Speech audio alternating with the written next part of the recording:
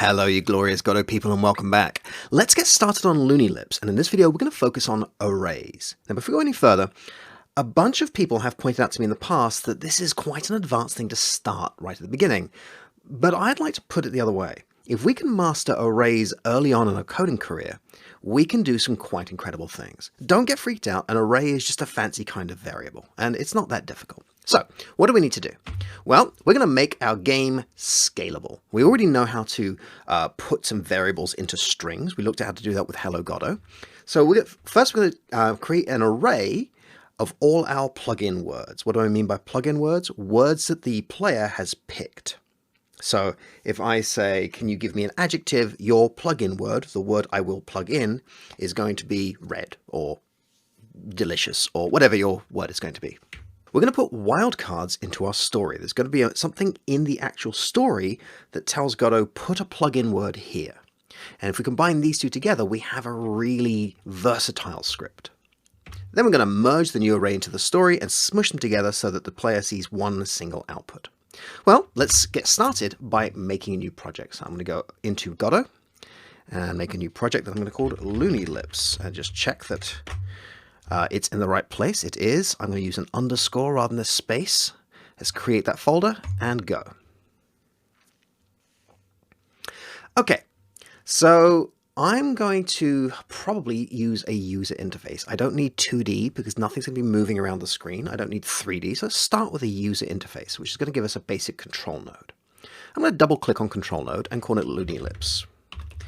And remember, the style guides for Godot state that nodes should have a capital letter for every word and there should be no spaces. So Looney space lips becomes Looney Lips with a capital L for both.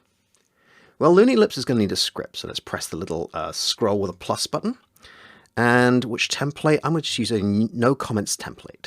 Press create, and we're good to go. We've now created looneylips.gd. It extends a control, and we have a ready function. Great. Let's make use of print for now, so we can get used to this idea. So print, and I'm just going to come up with a basic, silly story. Once upon a time, Jan watched Minions and thought it was the greatest movie of the past 2 decades. That's right, I said it. I didn't look at the screen while I typed that, so it's quite possible there are massive typos.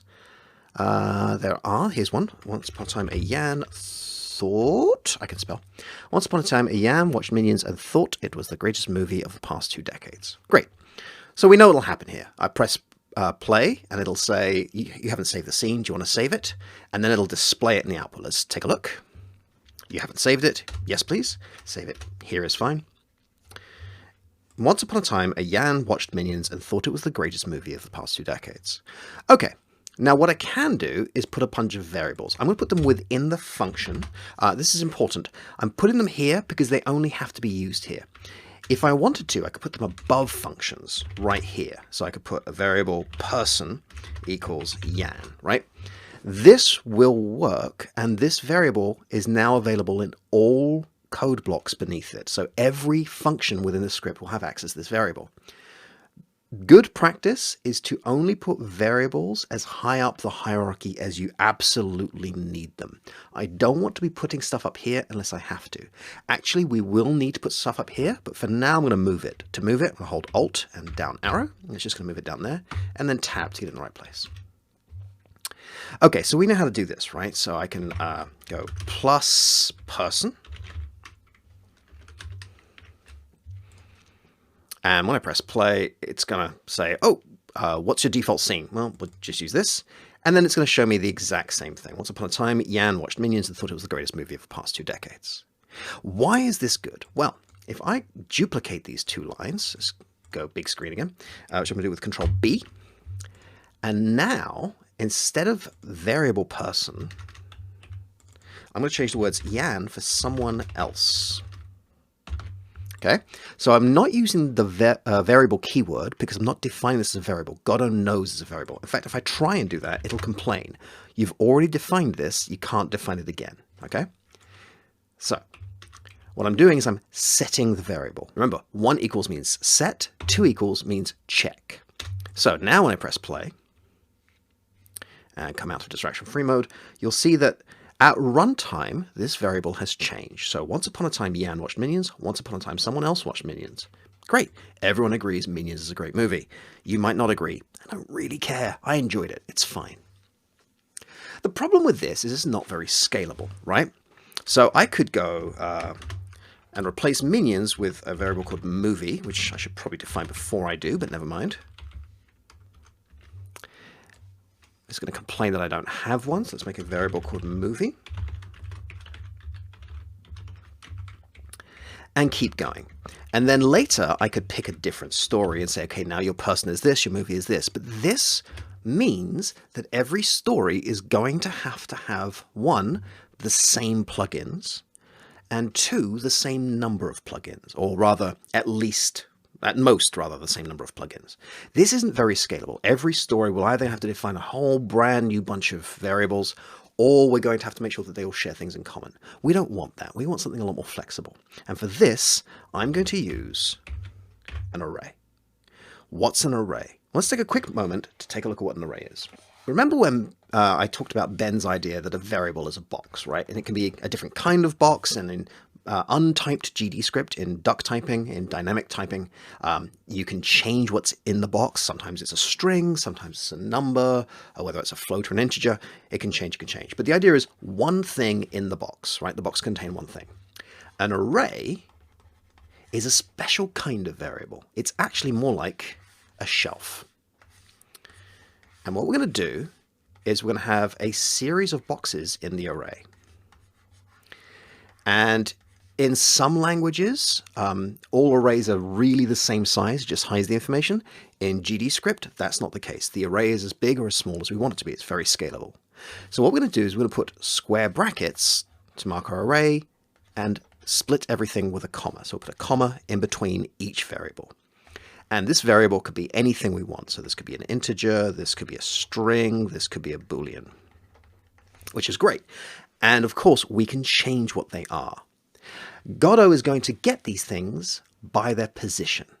And here is where the most common problem with arrays comes in. I'm going to tell you about something called an off by one error. It's a type of bug so common it has its own name. So if we imagine Godot, and I can't draw the little Godot logo, so I'm just going to draw this alien dude over here that I like to call Bob. Hi, Bob. Bob has a piece of paper, and on it I'm going to tell him, I want you to go find the string. Okay, so here is our string. I want you to go find it. Bob's not going to look in each box. All he's going to do is he's going to move along and say, how many positions do I need to move along? And this is where the problem is, because as human beings, when we look at this, well, it's easy to say this is position 1, position 2, position 3. But that's not what Godot is asking us. It's not what most programming languages are asking us. You see, it's not asking us for position. It's asking us how many spaces do we have to move. When I tell it, go to position 2, this is how many spaces you have to move. I'm saying offset by 2 because this is position 0, this is position 1, this is position 2. If I say go find, what's our variable called? Let's call it prompts. And I'll use a square bracket with the number of the position in it. I'll say, tell me what that is. It'll tell me the Boolean value. So it'll go 2 spaces along. Off by 1 error. An easy way of remembering this is to say in programming we always count from 0, not from 1. But what's happening here is there's an offset, right? Move by 2 spaces. If I want this integer, I have to say prompts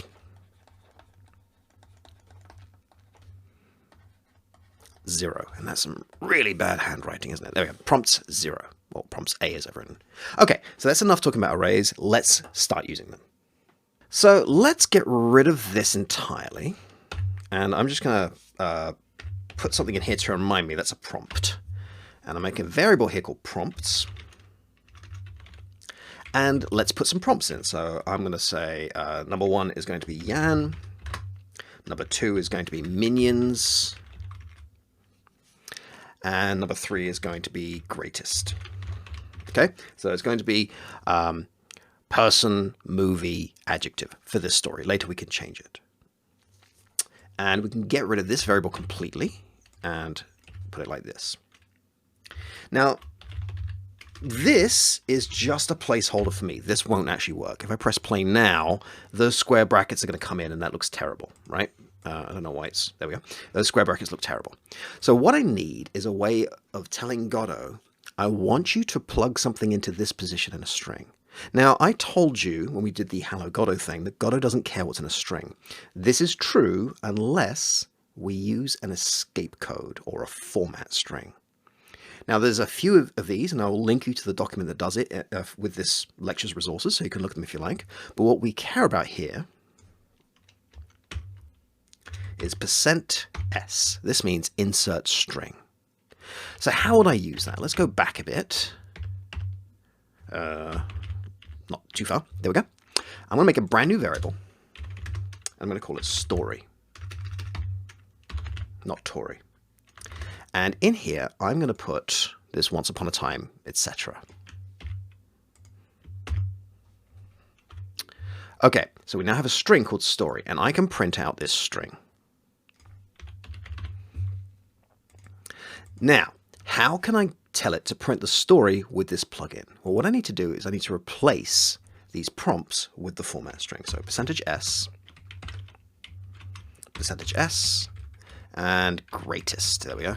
%s, and greatest should have a lowercase g. And all I need to do here is go %prompts. And what it'll do is it'll use, the percentage means modulo, it'll use the remainder.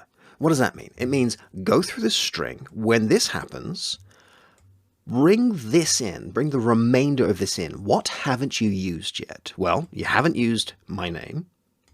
And then when you get to the second one, you have used that one, so bring me the second and then bring me the third. When I press play now, once upon a time, a Jan watched Minions and thought it was the greatest movie of the past 2 decades. Fantastic. And that is going to bring me to the challenge. I'd like you to make a story with 4 or more wildcards. For extra credit, have it print out once, then update prompts to be something new, and then have it print again. So pause the video, display the biggest story using the array at least once with 4 or more wildcards, and when you come back, I'll show you my solution. And welcome back. So what do we need to do? Well, first thing I need to do is show you an easy bug that'll happen. What happens if I have more prompts than there are spaces to put them in? Press play here, and I'm going to get an error. Not all the arguments are converted, okay? So I've told it, bring these two things together, but there's too many. This is one of the most common bugs you're going to get in this type of game. The other thing that can happen is I'm going to ask for more, $. I'm going to ask for more prompts than actually exist, and that's going to be a very similar error. Not enough arguments, okay? So if you're getting either of those 2 bugs as you make this game, just make sure the story and the prompts have the same number of arguments. So let's make a bigger story. I like the Once Upon a Time start. Let's see. Once upon a time, someone called me ate a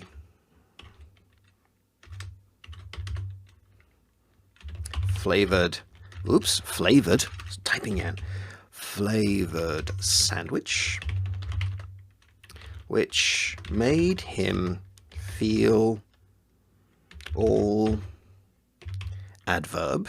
So that's going to be modulo s inside. It was a day. Great. So now I've got a story with 4 things. Let's do banana, tingly, and I need one more, glorious. Okay, so when I press play here, and I come out of distraction free mode, once upon a time someone called Jan ate a banana flavored sandwich which made him feel all tingly inside. I should not have put that comma there. It was a glorious day. Let me just remove that comma. There it is.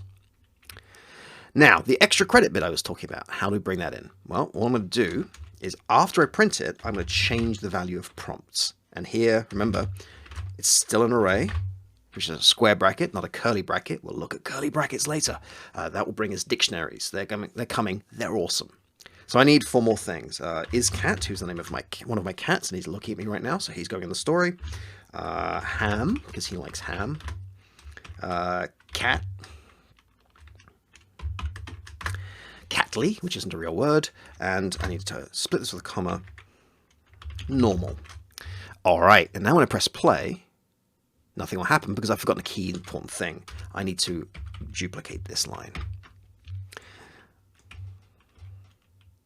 Now when I press play, once upon a time someone called Jan ate a banana-flavored sandwich, which made him feel all tingly inside. It was a glorious day.